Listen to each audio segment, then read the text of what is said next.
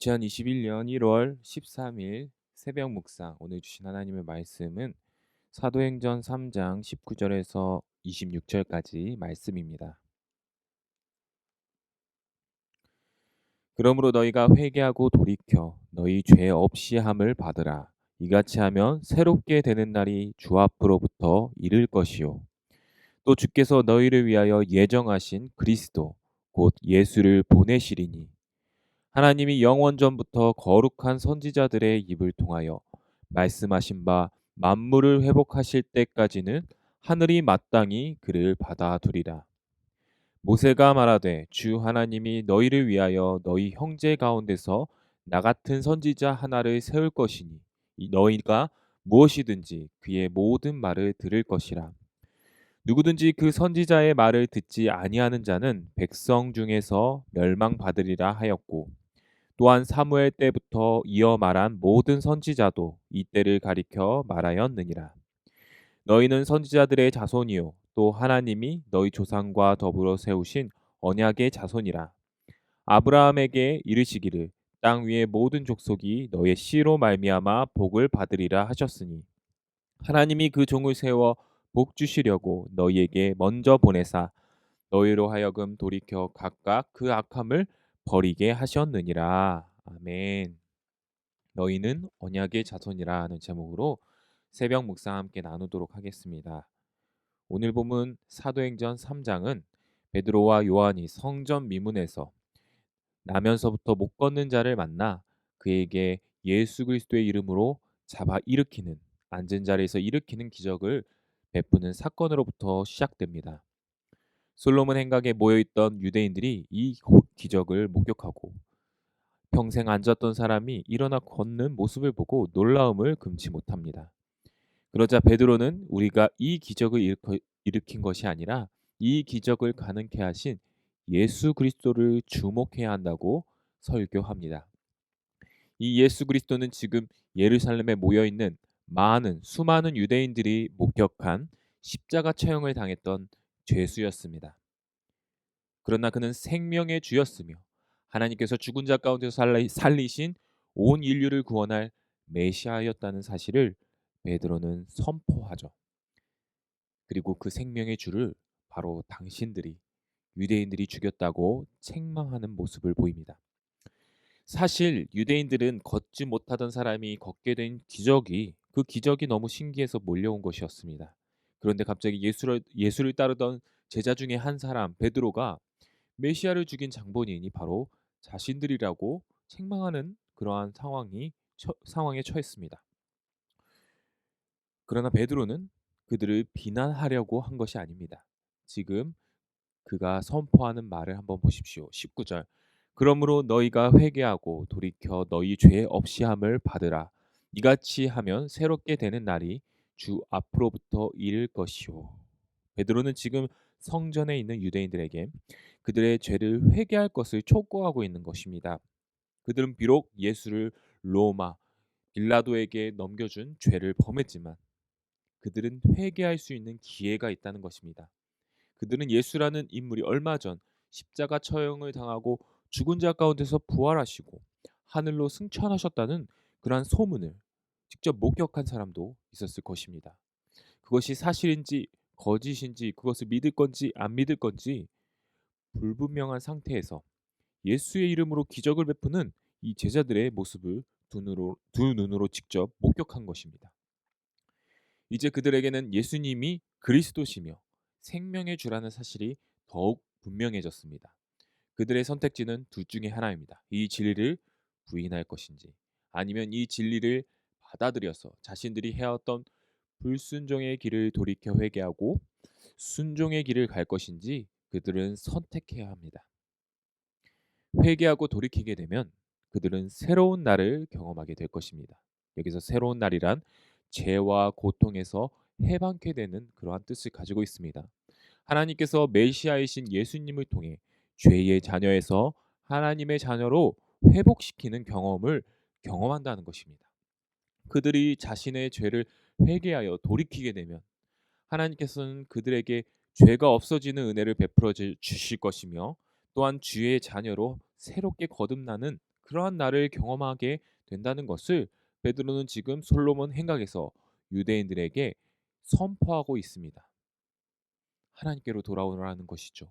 예수 그리스도를 받아들이라는 것입니다.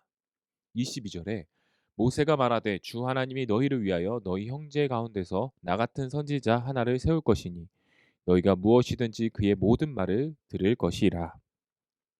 모세는 유대인들이 가장 존경하는 선지자였습니다. 그러나 그는 신명기 18장에서 가나안 땅을 들어가게 되는 이스라엘 백성들에게 나와 같은 선지자가 나 이후에 등장할 것이라고 예언합니다. 그리고 그의 모든 말에 순종할 것을 당부합니다. 모세 이후에 여호수아, 사무엘 여러 선지자들이 등장하지만 이 예언은 선지자요 제사장이요 왕이시요 온 인류를 구원하실 예수 그리스도께 최종적인 초점이 맞춰져 있습니다. 23절에 베드로는 이 선지자의 말에 순종해야 멸망받지 않을 수 있다고 합니다. 24절에서 사무엘 선지자가 나옵니다. 사무엘 선지자는 예수 그리스도를 예표하는 다윗 왕을 세운 선지자였죠. 그래서 여기에 등장하고 있습니다. 예수님을 예언한 또 하나의 선지자가 될 수 있다는 것입니다. 25절에 너희는 선지자들의 자손이요 또 하나님이 너희 조상과 더불어 세우신 언약의 자손이라. 아브라함에게 이르시기를 땅 위의 모든 족속이 너의 씨로 말미암아 복을 받으리라 하셨으니. 베드로는 솔로몬 행각에서 설교를 듣고 있는 이 유대인들에게 두 가지 사실을 주지시키고 있습니다. 첫 번째는 그들이 선지자의 후손이라는 것입니다. 여기서 선지자의 후손이란 그들이 모세, 사무엘과 같이 선지자라는 뜻이 아니라 하나님이 전해주신 말씀을 들었고 그 말씀에 책임이 있고 그 약속을 받은 자들이라는 뜻입니다. 또한 언약의 자손이란 하나님이 아브라함부터 시작해서 그들 조상에게 맺은 언약에 같이 참여하고 속한 자라는 뜻입니다. 그렇기 때문에 이 두 가지 뜻은 결국 그들은 예수님의 죽음을 통해 이 실제가 된 언약이 성취된 약속이 이루어진 이 새 언약에 참여할 수 있다는 것입니다. 지금 베드로는 그들을 이 예수 그리스도를 통한 언약의 성취, 새 언약에 참여할 수 있도록 초청을 하고 있는 것입니다. 그러므로 진정한 선지자들의 자손이라면 언약의 자손이라면 하나님이 보내신 메시아 예수님의 말씀을 그들은 기꺼이 듣고 순종해야 합니다. 26절 하나님이 그 종을 세워 복 주시려고 너희에게 먼저 보내사 너희로 하여금 돌이켜 각각 그 악함을 버리게 하셨느니라. 오늘 우리는 사도행전 말씀을 통해 유대인들에게 회개하여 하나님께 돌아와 진정한 언약의 자손이 되라는 베드로의 설교를 살펴보았습니다. 사랑하는 연희교회 성도 여러분, 여러분도 영적인 이스라엘 언약의 자손임을 기억하시기 바랍니다. 그런데 혹시 우리 가운데 그 언약의 자손답게 살지 못하는 그러한 우리 삶의 모습이 남아있거나 지금 진행되고 있습니까? 예수를 거부하는 삶을 우리 마음속에 살고 있지는 않습니까? 돌이켜 회개에 합당한 열매를 맺는 것이 진정한 언약의 자손, 하나님의 자녀의 모습임을 기억하는 저와 여러분 되시길 바랍니다. 날마다 우리는 회개하고 돌이키는 회개의 열매를 맺어야 합니다. 언제나 언약의 백성답게 살기 위하여 하나님의 말씀을 붙들고 예수 그리스도를 굳게 붙잡아 하나님께 꼭 붙어 있는 삶을 사는 우리 연희교회 모든 가정 되시기를 주님의 이름으로 소망합니다. 기도하겠습니다. 하나님, 언약의 자손이라 하나님의 자녀라 생각하고 살았지만 내 삶과 뜻과 생각이 그렇지 못할 때가 너무 많았음을 고백합니다. 주님, 우리가 다시 우리의 삶을 주님께로 돌이킵니다. 죄 사함의 은혜를 베풀어 주시고 날마다 예수 그리스도를 만나는 새날을 경험하는 우리가 될 수 있도록 도와주시옵소서. 언약의 자손이라 말만 하는 것이 아니라 언약의 자손답게 살 수 있도록 도와주시고 주님, 우리의 삶을 인도하여 주셔서 우리의 삶이 주님께 꼭 붙어 있는 삶이 될 수 있도록 주님 도와주시옵소서. 감사드리오며 거룩하시 예수 그리스도 이름 받들어 기도드리옵나이다. 아멘. 다음 기도 제목으로 함께 기도하시겠습니다. 첫 번째, 오늘 하루 잘못된 길을 가고 있다면 돌이키게 하시고 순종의 길로 가는 언약의 자손이 되게 해달라고.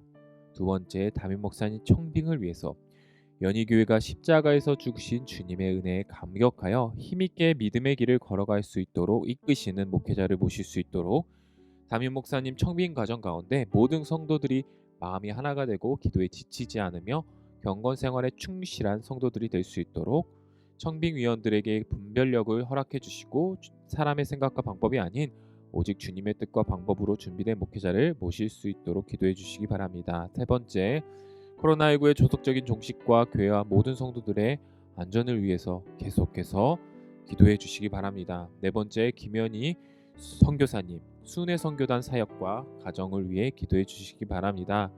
다섯 번째, 아픈 환우 강춘자 권사님을 위해서 불면증과 공황장애로 힘들어하고 계십니다. 하나님께서 치유의 손길을 베풀어 주시사 모든 것들을 극복하고 편안히 잠들게 하시고 마음이 편안해질 수 있도록 기도해 주시기 바랍니다.